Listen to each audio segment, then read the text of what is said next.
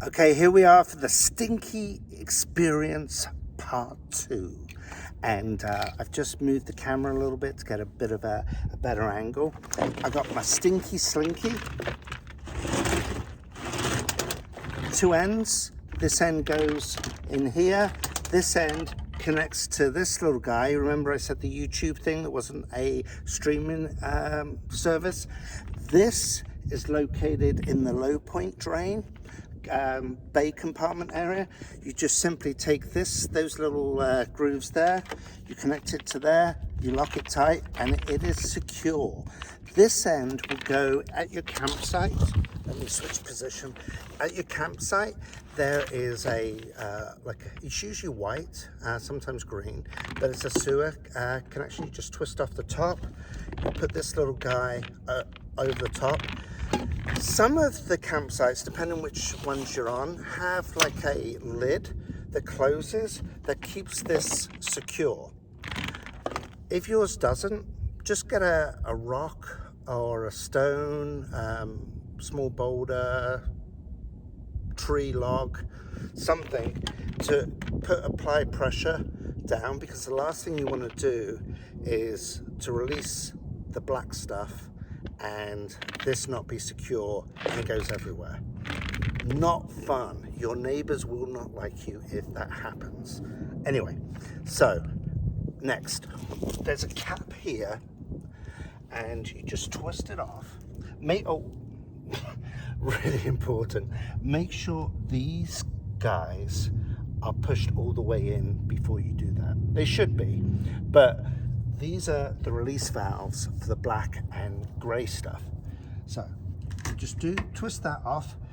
Just kind of listen for a little bit, because if somebody did release these while this was on, you're going to have black and grey stuff behind there. And again, nothing you can do about it if that happens to you, but you want to kind of beware, because you want to stand back a little bit if that happens. But make sure these are in.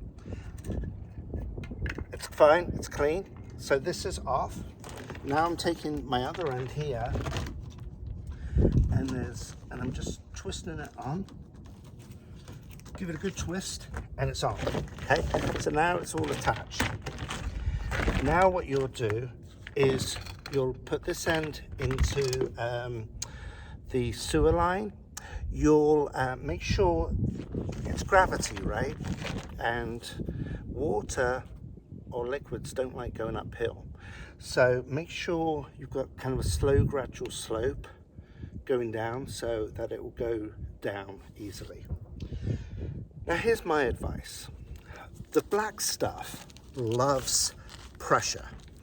If it's just kind of drip, drip, drip, drip, drip, then there's no pressure behind it.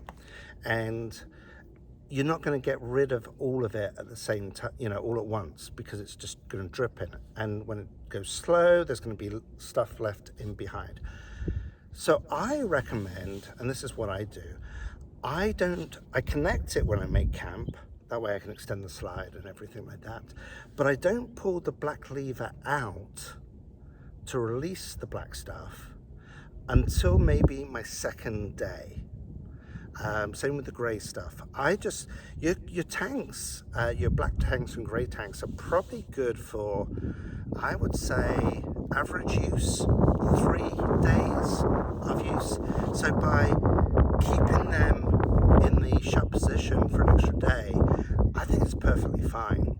What will happen then, you always release the black first.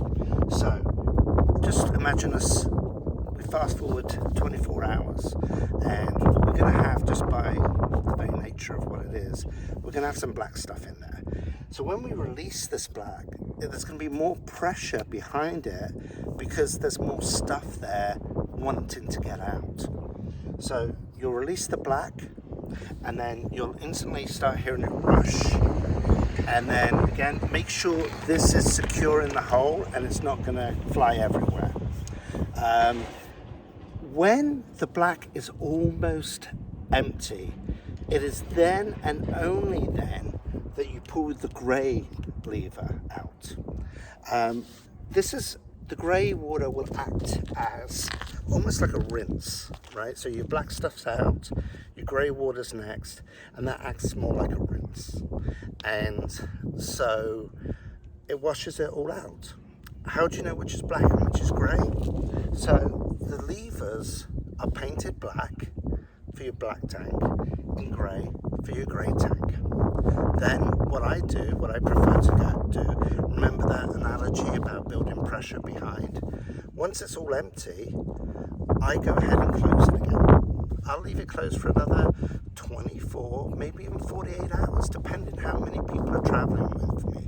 If it's just me and my wife, I'll probably do 48 hours. If it's 4 or 6 of you, probably 24 hours. And you remember on that management panel, you have a button. It will tell you how full the tank is. Now, I will say this, one design fault with all RVs, I wish they would come up with a better system, is that toilet paper gets stuck to the sensors in the toilet and they dry and then they give you a false reading. So you'll put your finger on the black and it might read 3/4 full even though you just emptied it. What that means is you're getting a false reading, and eventually when water comes on and you're driving along and it's sloshing through, it will move off that black sensor until another time down the road. So those sensors on the management panel, use with a pinch of salt, because they're not always the most accurate. All right, I think that's it for the black tank. Let's work on the next thing.